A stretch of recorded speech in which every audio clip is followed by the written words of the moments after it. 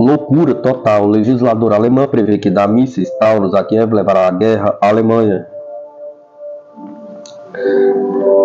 Sarah Wagenknecht condenou a ideia de fornecer armas avançadas para a Ucrânia como sendo altamente perigosa e sugeriu, pelo menos, tentar melhorar as relações com a Rússia. A política louca do governo alemão de enviar mísseis Taurus para a Ucrânia não tem nenhuma chance de ajudar Kiev a alcançar a vitória, mas pode desencadear uma escalada imparável que envolva a Alemanha em um conflito, disse uma deputada do Bundestag.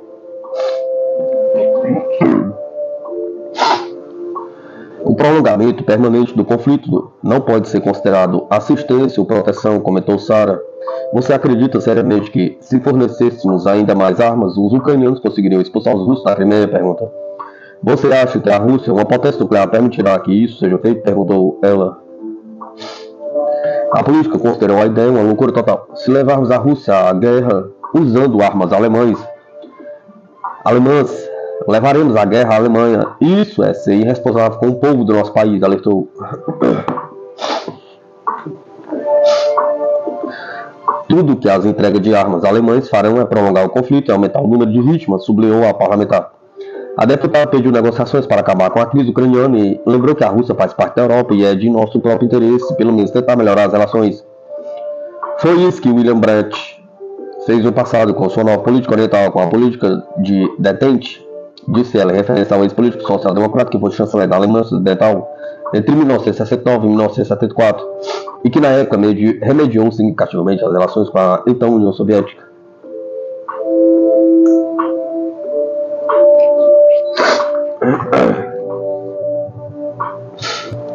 A Europa tenta mobilizar sua indústria militar fragmentada para atender a demanda voraz da Ucrânia. Os obstinados patronos europeus de Kiev enfrentam os desafios crescentes à medida que tentam equilibrar a satisfação do insaciável financiamento e exigências militares da Ucrânia com o relançamento de própria indústria de defesa do continente. As nações europeias, ainda determinadas a apoiar a Ucrânia, estão lutando para expandir a produção de defesa a fim de satisfazer os apetites vorazes de Kiev, ao mesmo tempo que tentam não esgotar a sua própria capacidade militar, informou o The Washington Post. No entanto, décadas de desinvestimento na sequência da Guerra Fria é uma das razões pelas quais a Europa se encontra lutando para enfrentar o desafio, disse o veículo citando James Black, pesquisador de defesa e segurança da Range Europe. Além disso, existem outras restrições sistêmicas, tais como a produção militar fragmentada, mercados de menor escala e barreiras legais à produção conjunta. Ao longo dos anos, embalados pela complacência e pela remota possibilidade de um conflito militar à sua porta, os países europeus reconfiguraram as suas indústrias de defesa e confiaram em forças militares regionais de menor escala, sublinhou o analista. A Europa está agora correndo para reaprender a mobilizar a indústria para uma situação de guerra, mas você não pode simplesmente apertar um botão, disse Black. Os líderes europeus que aderiram ao movimento liderado pelos Estados Unidos de ajudar a Ucrânia, independentemente do custo para si próprios, foram generosos nas fortes declarações de apoio, mas acabaram em uma situação em que a produção está longe de ser algo que se assemelha a uma economia de guerra, diz Camille Grandi, ex-secretário-geral adjunto da Organização do Tratado Atlântico Norte para Investimentos em Defesa, segundo a apuração. A realidade não corresponde às palavras, acrescentou ele. Outro funcionário da OTAN, citado, descreveu o desafio da Europa como uma crise de informação há muitos anos, acrescentando que, para muitos aliados, a questão da produção de munições era profundamente pouco atraente. Agora está no topo das mentes de todos. A própria capacidade de defesa da Europa e a ajuda da Ucrânia a dominar as discussões na recente Conferência de Segurança de Munique, onde o presidente da Ucrânia, Vladimir Zelensky, mais uma vez implorou por dinheiro e armas. O apelo de financiamento surgiu no contexto de uma dolorosa derrota no campo de batalha para Kiev, quando as forças russas libertaram a cidade de Avdiivka. Com a fadiga da Ucrânia a fraturar cada vez mais a unidade europeia, muitos orçamentos nacionais da União Europeia estão cada vez mais sob pressão para financiar a guerra por procuração da OTAN com a Rússia na Ucrânia. Em um contexto de rápido esgotamento dos arsenais de armas e a da vacilante produção industrial, os responsáveis da União Europeia reconheceram que até março só vão conseguir fornecer à Ucrânia metade do milhão de munições de 155 mm prometidos anteriormente pelo bloco. Um mínimo de 200 mil cartuchos por mês é o que as autoridades ucranianas têm exigido aos seus patronos, enquanto a produção coletiva da Europa ronda os 50 mil por mês, de acordo com a análise da Estônia. A União Europeia aprovou um pacote de ajuda de 50 bilhões para a Ucrânia no início de fevereiro. No entanto, o pacote de ajuda externo dos Estados Unidos, que inclui 60 bilhões para a Ucrânia, está atualmente paralisado no Congresso. O presidente da Câmara, Mike Johnson, atualmente crítico do projeto de lei, afirmou que ela não abordava a segurança da fronteira dos Estados Unidos. Retirou a votação e anunciou um recesso de 2 semanas até 28 de fevereiro. Em Munique, no final de semana passado, o chefe da política externa da União Europeia, Josep Borrell, reconheceu que, embora o bloco europeu tenha capacidade de produção suficiente para fornecer munições à Ucrânia, os países carecem de financiamento. A Rússia, que considera o conflito da Ucrânia como uma guerra híbrida liderada pelos Estados Unidos, tem alertado-se consistentemente contra o financiamento contínuo e as entregas de armas à Ucrânia, dizendo que apenas prolongam o conflito. Victoria Nuland deixa escapar segredo. Essa não é a Rússia que os Estados Unidos queriam. Victoria Nuland falou à mídia norte-americana sobre o conflito da Ucrânia e o papel da Rússia, que ela acha que deveria ter sido outro. A Rússia de hoje não se encaixa na imagem que os Estados Unidos queriam ver, disse a vice-secretária de Estado norte-americana em entrevista à emissora norte-americana CNN. Essa não é a Rússia que, francamente, nós queríamos. Queríamos um parceiro que fosse orientado para o Ocidente, que fosse europeu, mas não foi isso que o presidente Vladimir Putin fez, sublinhou Victoria Nuland. Nesse contexto, Nuland declarou que o Washington continuará pressionando o mandatário russo para forçá-lo a sentar à mesa de maneira séria. Auxílio militar de Washington a Kiev. Durante a entrevista, Nuland também apontou que a maior parte dos fundos que os Estados Unidos gastam na ajuda à Ucrânia permanece na economia norte-americana.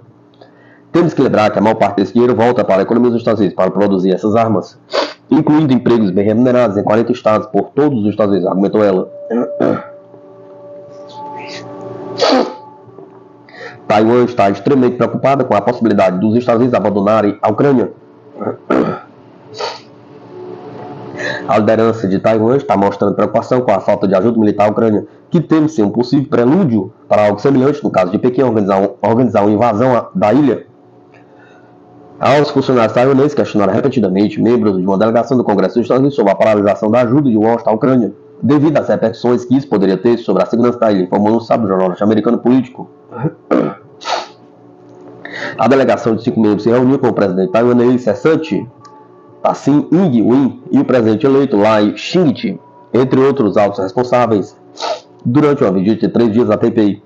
Taiwan está extremamente interessado na questão da Ucrânia e extremamente preocupado com a possibilidade de estarmos nos afastando da Ucrânia, disse na sexta-feira McGeller.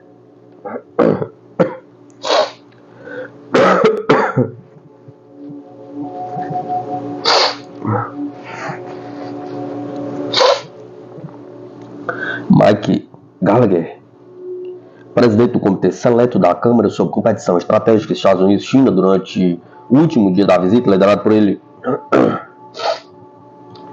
Gallagher reconheceu que o fato de os Estados Unidos não continuarem apoiando a Ucrânia em seu conflito com a Rússia por causa do pacote de 60 bilhões paralisado no Congresso poderia ter um impacto desestabilizador no Estreito de Taiwan. O resultado da Ucrânia é importante não apenas para a Ucrânia e para a credibilidade dos Estados Unidos, mas também para a dissuasão do Indo-Pacífico, para a dissuasão através do Estreito de Taiwan, explicou ele. O congressista tentou tranquilizar as autoridades taiwanesas, temerosas de que um segundo mandato de Donald Trump corte a assistência à ilha.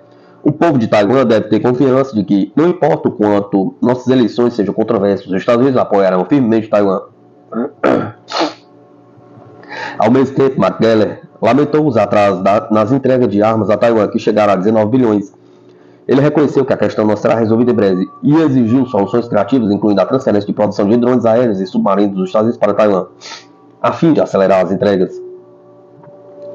O congressista democrata Raja Krishnamurti, por sua vez, notou que os funcionários taiwaneses estão observando os pedidos suplementares para a Ucrânia como falcões e acrescentou que Taipei considera uma vitória da Ucrânia algo incrivelmente importante para enviar uma mensagem ao Partido Comunista Chinês.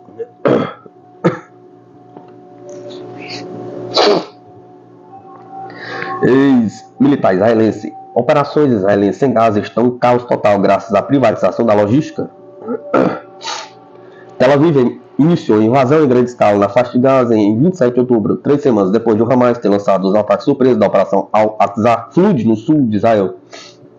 As operações militares israelenses em Gaza estão em um estado de caos total graças à terceirização de seus serviços de logística e reparos para empreiteiros privados, alertou o major-general reformado da Força de Defesa de Israel, Isaac Brick. Há uma bagunça total sobre qual a mídia não está comentando, disse Brick, um veterano de guerra do Yom Kippur de 1973, da Guerra do Líbano de 1982. Conhecido por suas críticas francas à organização e cultura das Forças Armadas israelenses, ao jornal de língua hebraica de Israel, Mariv, no sábado.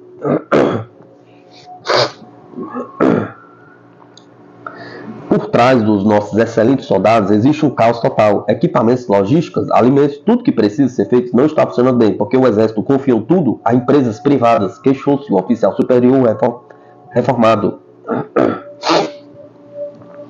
Oferecendo o exemplo, Brink mencionou que no sistema atual não há capacidades do exército que possa reparar imediatamente tanques danificados ou quebrados e enviá-los de volta para a frente de batalha, com dezenas permanecendo presos até serem rebocados.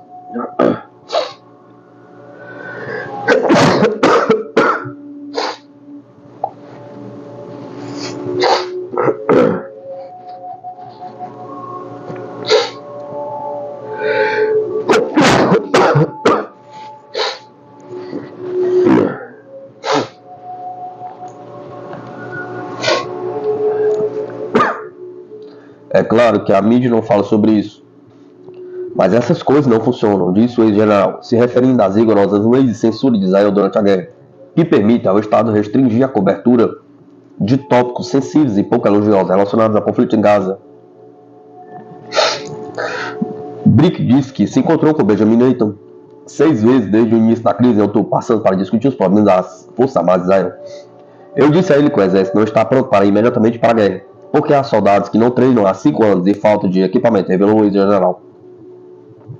Segundo o antigo comandante, foi a sua intervenção pessoal que levou as Forças Armadas de Israel a adiar a invasão de Gaza por 2 semanas.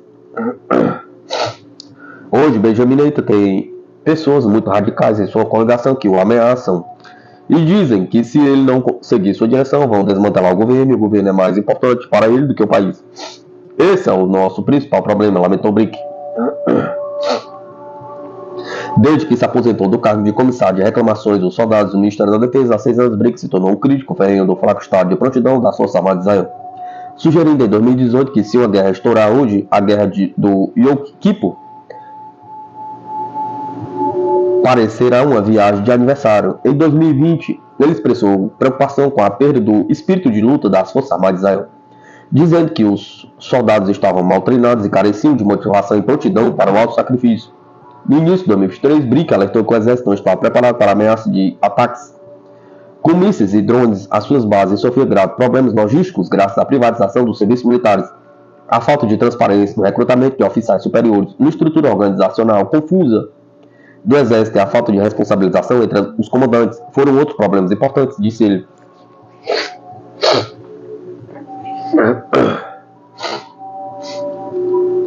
A guerra em Gaza se tornou o conflito mais mortal envolvendo Israel desde a Guerra do Líbano em 1982, com o exército israelense confirmando a morte de cerca de 578 soldados desde 7 de outubro, 239 deles desde o início da ofensiva israelense no enclave palestino sitiado.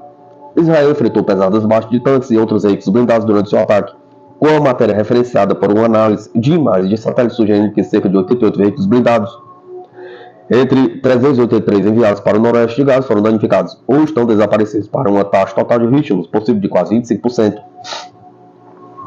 Em meados de novembro de 2023, as brigadas Al-Qassam do Hamas afirmam ter eliminado milhares de soldados israelenses, destruído mais de 1.100 veículos militares, incluindo quase 1.000 tanques Merkava, ou cerca de 45% das formidáveis forças blindadas de Israel. Um número desproporcionalmente grande de civis foi morto no conflito, sendo cerca de 814 israelenses e mais de 29.600 residentes palestinos de Gaza perecendo na crise até o momento, em meio aos ataques aéreos punitivos e operações terrestres de Israel, com mais de 7.000 desaparecidos e presumivelmente mortos, e mais de 85% da população de Gaza deslocada internamente.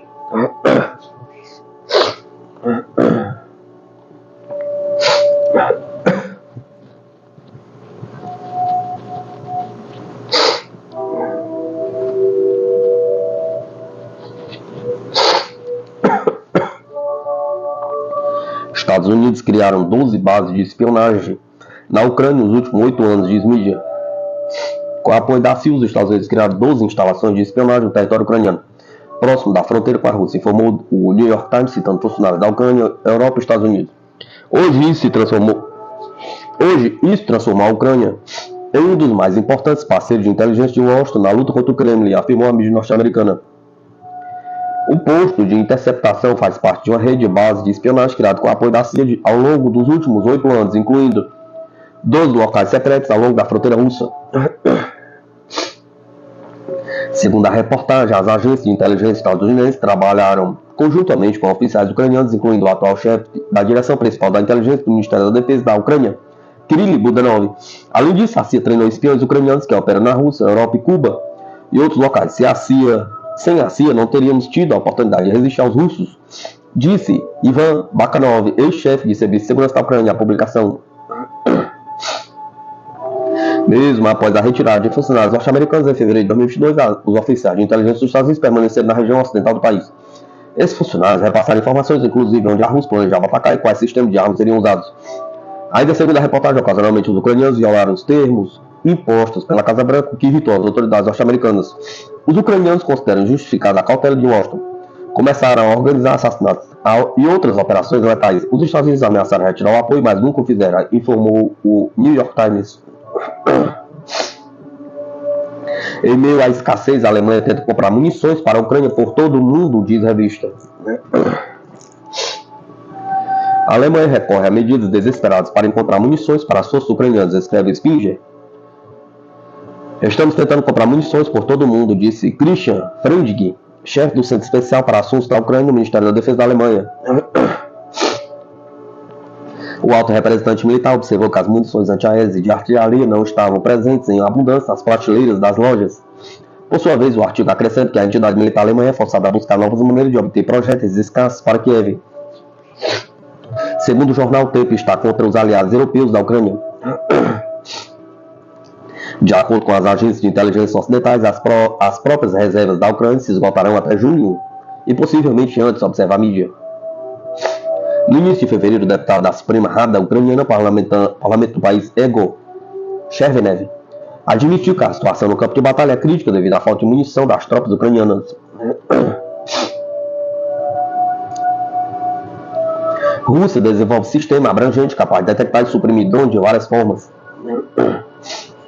Rússia desenvolveu um sistema complexo de proteção de instalações contra drones capaz de detectar e suprimir antecipadamente os drones de várias maneiras, disse em entrevista a Sputnik Vladislav Kustarev, diretor do desenvolvimento da empresa criadora Stupor.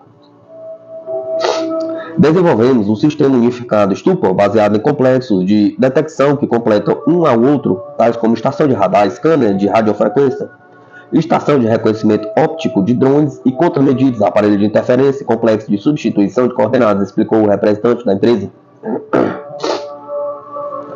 Kustarev explicou que os desenvolvedores do Stupor, com a ajuda do seu próprio software, combinaram em um sistema de dispositivos que operam em diferentes princípios, o que permitiu alcançar mais confiabilidade e reduzir o número de falsos alarmes positivos.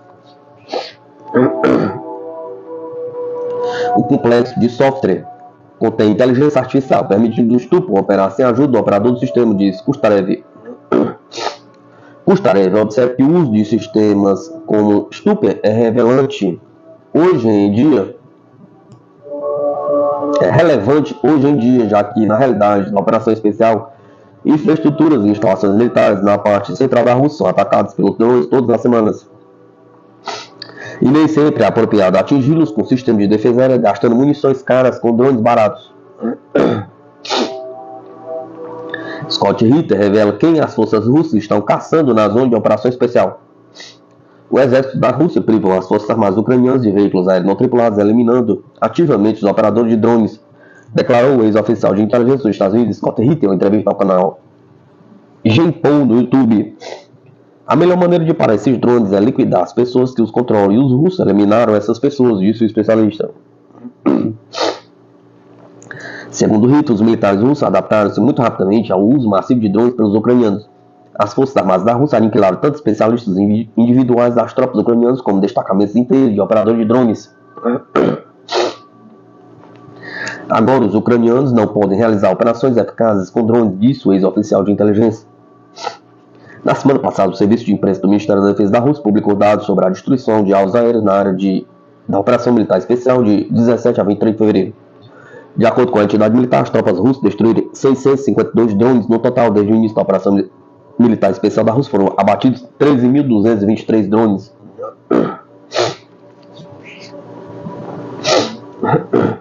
Rússia liberta Lastoshinko, perto de Avdiivka, e continua avançando no fronte do Ministério da Defesa russo. O Ministério da Defesa da Rússia informou sobre os avanços das forças russas nas últimas 24 horas, entre os quais a continuação do melhoramento das posições perto de Avdiivka após a captura da cidade. As Forças Armadas da Rússia, junto com o agrupamento de tropas Pristner Centro, libertaram Lastoshinko na direção de Avdiivka durante o dia, com as perdas da Ucrânia totalizando até 410 soldados, comunica na segunda-feira o Ministério da Defesa da Rússia. Elas também destruíram 28 veículos militares do adversário, um Obuseiro B-30, repelindo 6 contra-ataques e continuaram melhorando a situação ao longo da linha do fronte, disse o Ministério. Na direção de Donetsk e Kupiansk, com a participação dos agrupamentos de tropas Jung, Zapad, Sul e Oeste, as bases ucranianas chegaram a cerca de 565 efetivos. Durante as operações foram ainda eliminados 10 veículos militares, uma estação de luta contra a bateria, 2 sistemas de artilharia autopropulsada Givuzika e outros armamentos. Os militares da Rússia também conseguiram rechaçar 10 ataques inimigos e assumir posições mais vantajosas. Já na direção de Kherson e ao sul do Donetsk, continuou o Ministério da Defesa da Rússia, onde também combateram os agrupamentos de tropas de Dnieper e Vostok. As tropas russas infligiram até 200 baixas ao adversário. Nas últimas 24 horas, o exército russo destruiu 19 veículos militares, um sistema lançador múltiplo de foguetes Grad, uma estação de guerra eletrônica e outros armamentos, além de ter impedido 3 ataques inimigos e tomado posições mais favoráveis. Nas últimas 24 horas, foi atingido o lançador de sistema de mísseis antiaéreos NASAMS, de fabricação norueguesa, e o mesmo aconteceu a 2 mísseis Storm Shadow, 5 projetos de lança-foguetes HIMARS e 62 drones, acrescentou a declaração. No total, desde o início da Operação Militar Especial, foram destruídos 574 aviões do adversário, 267 helicópteros, 13.454 veículos aéreos não tripulados, 474 sistemas de defesa antiaérea, 15.237 tanques e outros veículos blindados de combate, 1.226 lançadores múltiplos de foguetes, 8.167 peças de artilharia de campanha e morteiros e 19.095 unidades de veículos militares especiais ucranianos, resumiu o Ministério da Defesa da Rússia.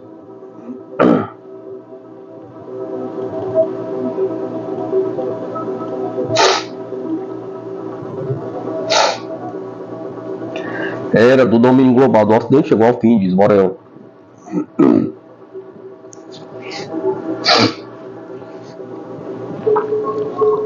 O chefe da política externa da União Europeia, Josep Borrell, falando sobre as tensões geopolíticas atuais do mundo e as relações da Europa com o sul global, declarou que a era do domínio ocidental terminou definitivamente. A declaração foi publicada no site do Serviço Externo da União Europeia.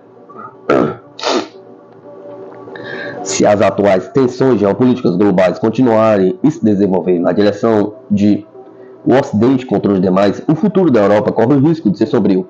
A era do domínio ocidental realmente terminou de vez. Embora, teoricamente, isso fosse claro, nós nem sempre tiramos todas as conclusões práticas dessa nova realidade, disse ele. Em sua opinião, a situação para a Europa foi agravada pela crise ucraniana e pela escalada nas tensões no Oriente Médio. Muitos do sul global nos acusam de padrões duplos, acrescenta Borrell, apelando a uma resposta forte a isso, não apenas em palavras, mas também por meio de ações. Recentemente, Vyacheslav Volodin, presidente da Duma de Estado, Câmara Baixa do Parlamento Russo, disse que os países da União Europeia estão em guerra contra a Rússia.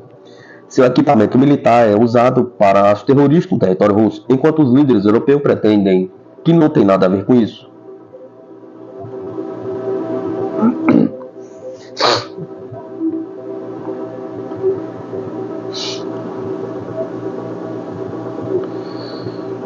BRICS está formando estratégia para enfrentar riscos macroeconômicos do Ocidente, diz Rússia.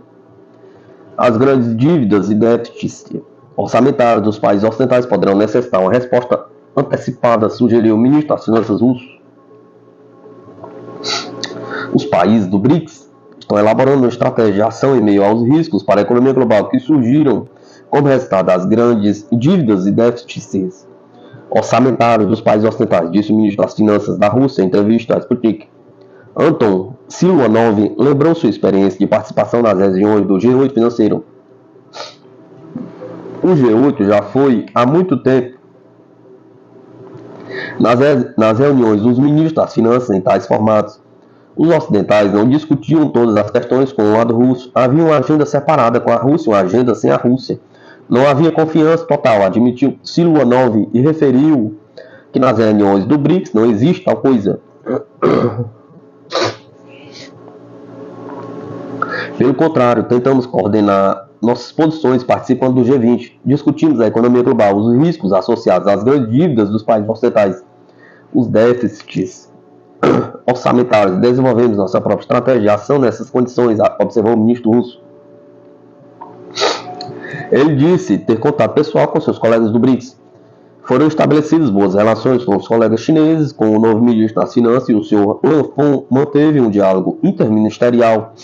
Também foram construídas relações comerciais com o Ministério das Finanças da Índia. Em 1º de janeiro de 2024, a Rússia tornou-se presidente do BRICS para este ano. Durante a cúpula de 2023, foram convidados a Arábia Saudita, a Argentina, o Egito, os Emirados Árabes Unidos, a Etiópia e o Irã. Com Buenos Aires decidindo contra a iniciativa após o início do governo de Javier Milei em dezembro desse ano. Com a adesão dos novos membros, o BRICS passará a incluir 10 países com a população total de 3,6 bilhões de habitantes, quase metade do total mundial. Esses países são responsáveis por mais de 40% da produção mundial de petróleo e por cerca de 1/4 das exportações mundiais de mercadorias. A reunião dos ministros das finanças do BRICS, dos chefes de Banco Central do BRICS, no âmbito do G20 financeiro, será realizado nesta semana em São Paulo, onde será oficialmente entregue à presidência da Rússia.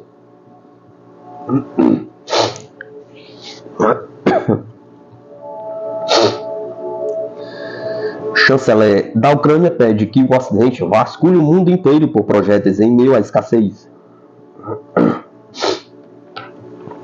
Dmitry Kuleba propôs passos para enfrentar a fome de projéteis, cuja resolução vê com grande prioridade de Kiev. O ministro das Relações Exteriores da Ucrânia instou os parceiros de Kiev a procurar munição em outros países e assim ajudá-la a compensar a fome de projéteis. Como sobreviver ao período de fome de projéteis no qual nos encontramos devido ao fato de que os nossos parceiros não começaram a aumentar a sua produção a tempo. É isso que nós, o Ministério da Defesa, o Serviço de Segurança e o presidente Vladimir Zelensky estão fazendo agora, disse Dmitry Kuleba. Há uma solução para a obtenção de projéteis. No momento, é em países terceiros. Os parceiros devem comprar projéteis em países terceiros e entregá-los à Ucrânia, disse ele.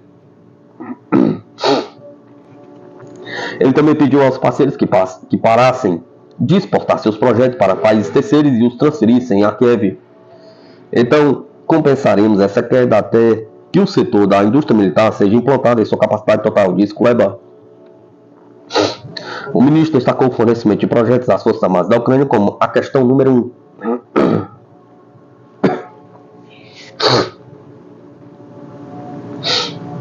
Soldados russos já alertaram que tanques dos Estados Unidos fornecidos à Ucrânia serão destruídos, disse Peskov.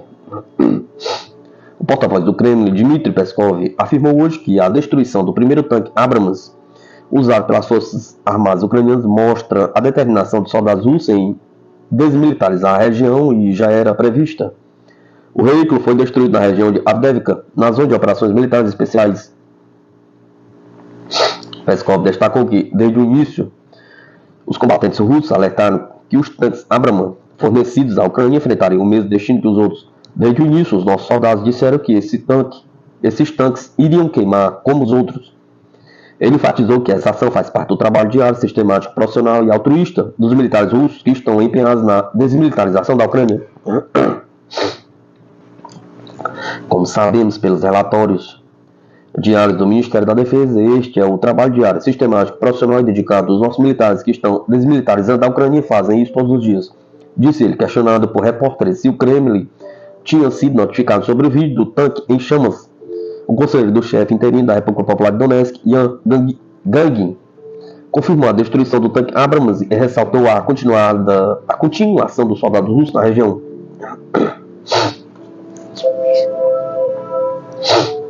Analista: detalhes vazados de operações da CIA na Ucrânia sinalizam a Kiev que o fim está próximo.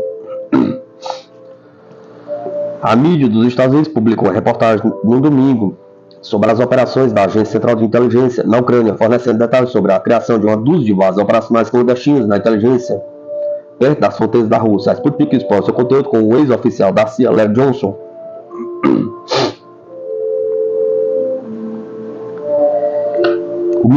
O Ministério das Relações Exteriores da Rússia dissecou a matéria de domingo do The New York Times sobre as operações da CIA na Ucrânia, desafiando a afirmação do jornal de que o envolvimento ativo dos serviços de informação ocidentais no país só começou depois da Iron Maiden golpe perpetrado em fevereiro de 2014.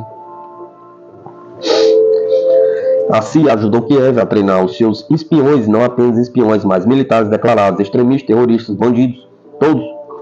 E um dos exemplos mais marcantes do acionamento dessa cadeia ocorreu em 2013 e 2014, afirmou a representante do Ministério das Relações Exteriores, Maria Zakharova, reagindo à reportagem do The New York Times. Sob o disfarce de forças democráticas e civis, aqueles que participaram no Maiden foram treinados principalmente em bases na Polônia e nos Estados Bálticos, e já conversamos sobre isso, disse ela. Os serviços de inteligência dos países da Organização do Tratado do Atlântico Norte trabalharam para estabelecer bases e outras infraestruturas na Ucrânia muito antes da escalada de 2022. Disse o representante, não apenas na fronteira com a Rússia, mas em todo o país. Isso levanta a questão: por que é que o New York Times só agora está levantando preocupações sobre isso? Pergunta. Fornecemos todas as informações publicamente, porque a imprensa norte-americana ficou em silêncio durante tantos anos? Questionou ela.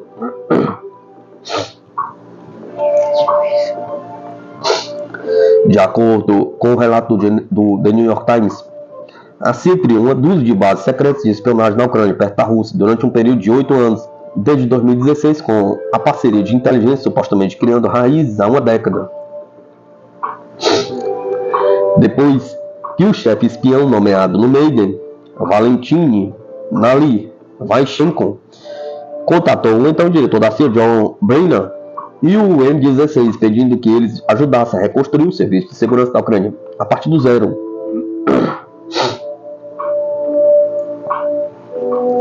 Eles estão mentindo sobre o papel dos Estados Unidos nesses estágios iniciais, disse Larry Johnson, ex-analista da CIA, especialista em escritório de contra-terrorismo do Departamento de Estado.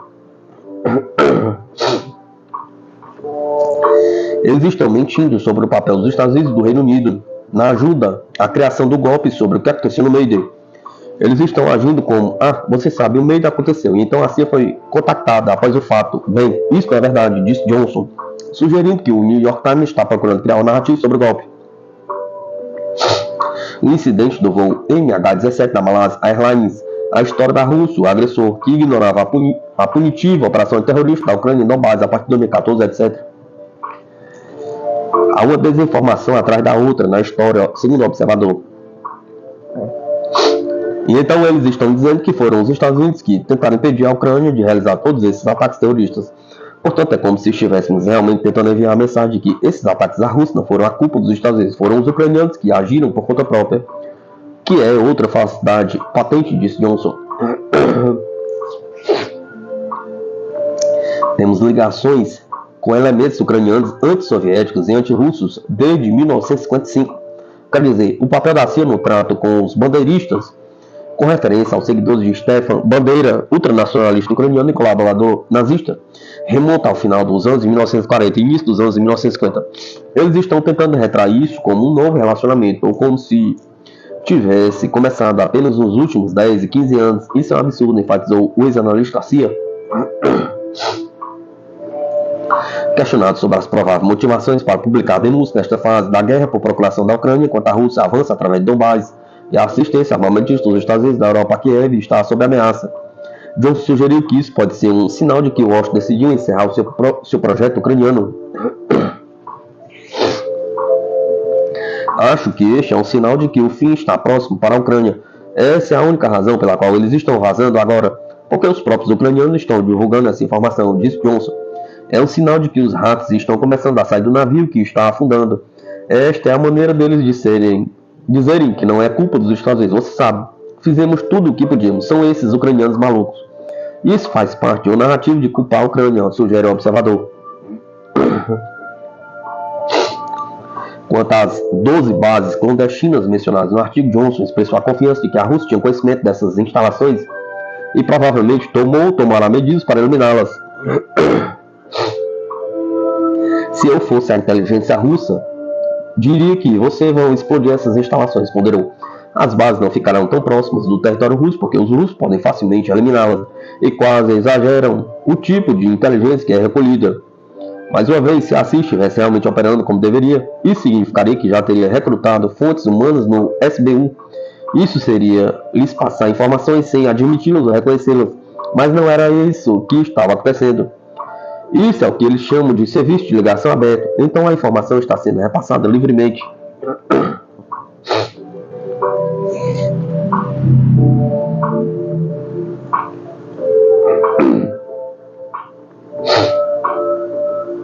O Parlamento húngaro ratifica a proposta de adesão da Suécia à OTAN.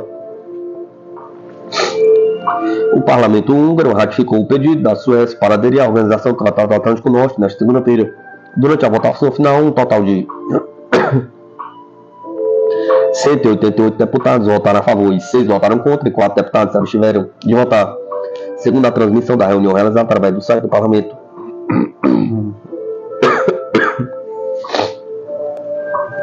Mais tarde, o primeiro-ministro sueco Ulf Kristersson disse que o seu país estava pronto para assumir a responsabilidade pela sua segurança euroatlântica. Hoje é um dia histórico. Os parlamentares de todos os Estados membros da OTAN votaram a favor da adesão da Suécia à OTAN.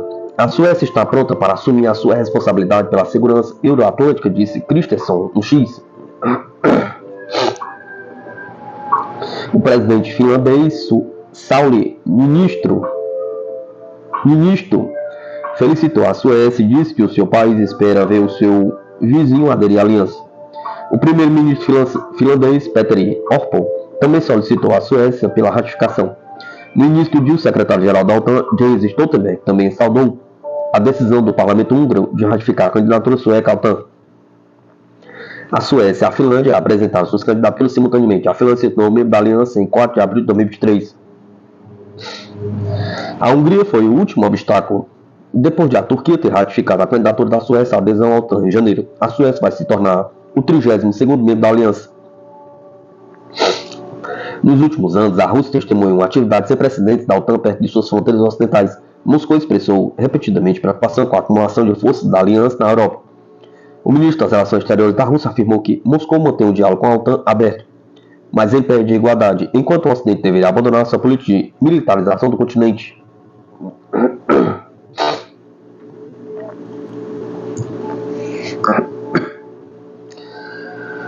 O chanceler alemão se mostra relutante em enviar mísseis de longo alcance à Ucrânia. O chanceler alemão Oliver Scholz deixou claro nesta segunda-feira sua relutância em enviar mísseis de cruzeiro de longo alcance Taurus à Ucrânia, sob justificativo de que isso traria o risco de seu país se envolver diretamente no conflito. A Alemanha já é o segundo maior fornecedor de ajuda militar para a Ucrânia depois dos Estados Unidos, e os repasses aumentam ainda mais neste ano. No entanto, Scholz tem relutado há meses contra o desejo da Ucrânia por mísseis Taurus, que tem um alcance de 500 km e teoricamente poderia ser usado contra alvos até o território russo. O que está sendo feito em termos de controle de alvos e controle de alvos acompanhantes por parte dos britânicos e franceses não pode ser feito na Alemanha. Todos que lidaram com esse sistema sabem disso. Ele não afirmou especificamente que os projéteis não serão entregues, mas explicou sua hesitação. A posição incomodou tanto a oposição conservadora da Alemanha quanto alguns de sua própria coalizão tripartite, conforme publicou a agência de notícias AP. Além disso, ele reforçou a falta de equipamentos militares por parte de Kiev. O que a Ucrânia está perdendo é munição em todas as distâncias possíveis, reconheceu o líder alemão. O chanceler há muito tempo enfatiza sua determinação em ajudar a Ucrânia sem escalar o conflito e atrair os alemães e a Organização do Tratado Atlântico Norte para ele. Anteriormente, afirmou que nenhum soldado alemão iria para o território ucraniano. Na semana passada, os legisladores alemães pediram ao governo para entregar mais armas de longo alcance à Ucrânia, mas rejeitaram o apelo da oposição que instava explicitamente o envio dos mísseis.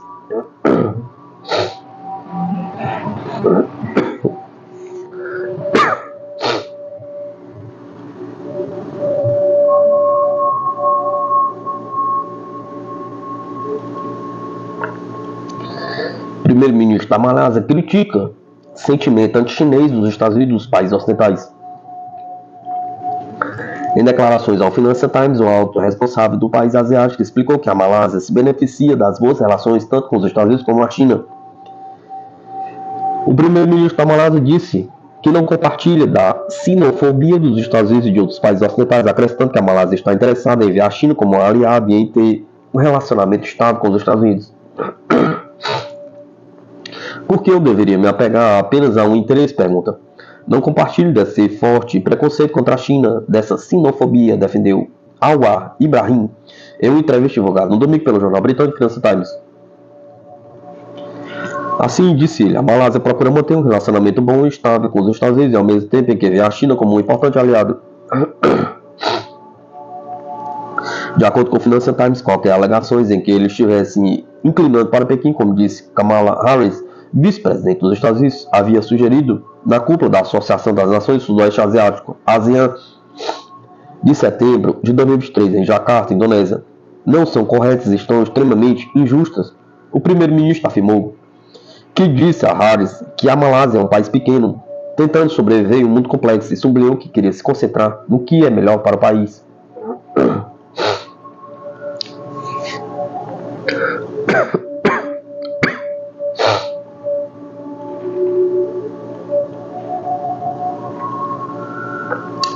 O OTAN planeja provocação contra Belarus.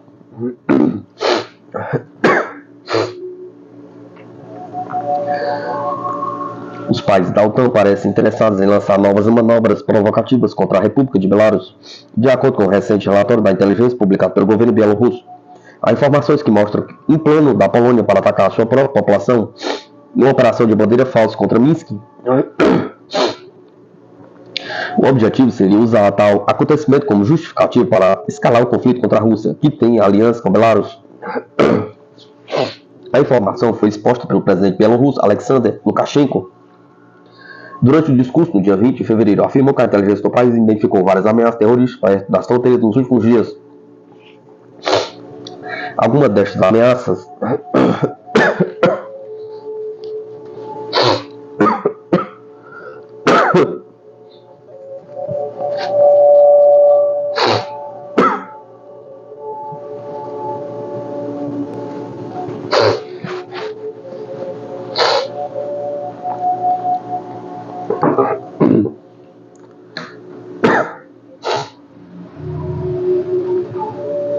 Algumas destas ameaças visam o próprio povo bielorrusso, o que motivou, por exemplo, a operação antiterrorista em Gomel, perto da fronteira com a Ucrânia. No entanto, perto das fronteiras polacas também existe ameaça de outra natureza que visa cidadãos não bielorrussos. Lukashenko diz que há evidências de um plano para realizar um ataque a civis polacos nas regiões fronteiriças com Belarus. O plano visa gerar indignação na opinião pública da Polônia e nos países ocidentais e assim justificar a escalada de medidas políticas e militares contra Belarus e a Federação Russa. De acordo com a inteligência bielorrussa, os serviços secretos polacos e americanos estão a participar conjuntamente num tal plano, sendo, portanto, uma conspiração devassável contra o seu próprio povo. O presidente bielorrusso comparou o alegado plano polaco-americano às práticas nazistas da Segunda Guerra Mundial, recordando como Hitler usou o território polaco para iniciar as hostilidades. Sublinhou também que os responsáveis da OTAN não se preocupam com a vida dos cidadãos dos países aliados, dispostos a lutar até o último polaco ou ucraniano, se necessário, para continuar a atacar a Rússia e Belarus. Por último, Lukashenko pediu prudência e cuidado à Polônia, apelando aos tomadores de decisões polacos para que repensassem as suas ações. Esta não é a primeira vez que surgem relatórios expondo planos para envolver Belarus em hostilidades armadas. Desde 2022, o país tem sofrido diversas provocações em regiões fronteiriças, incluindo ataques terroristas radicais na Ucrânia e exercícios militares agressivos de tropas da OTAN na Polônia e nos países bálticos. Minsk tem sido eficiente em evitar um conflito militar, mas o governo do país é constantemente forçado a lançar operações terroristas nas fronteiras para neutralizar sabotadores e infiltradores. Há um sentido estratégico muito simples de tais provocações.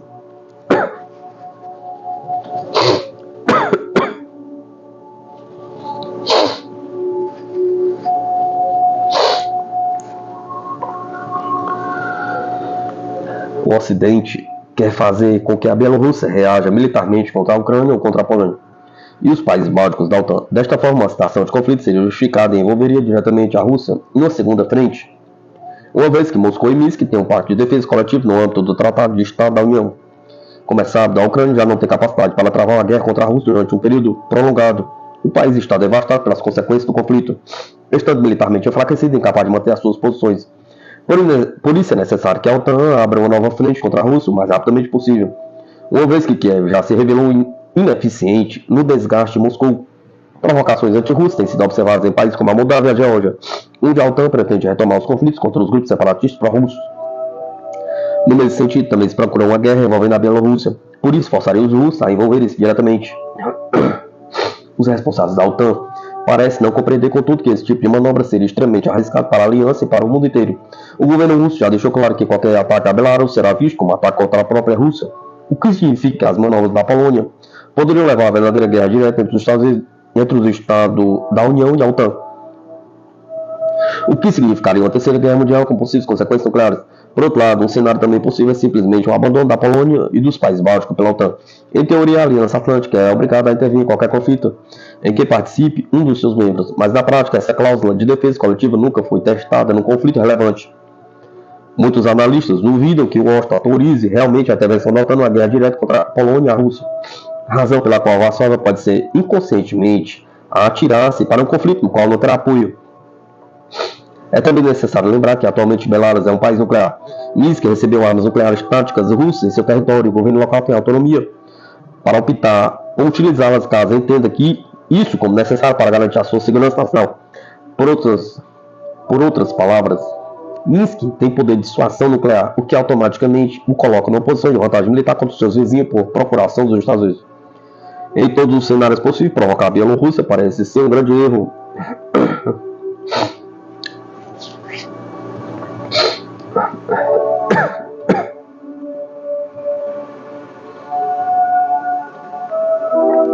Fim da investigação do Nord Stream na Dinamarca é sinal de que levou a aliados próximos de Kremlin. A Dinamarca decidiu interromper a investigação sobre as explosões nos gasodutos Nord Stream, uma vez que levaram aos aliados mais próximos do país, disse o porta-voz do Kremlin, Dmitry Peskov, na segunda-feira.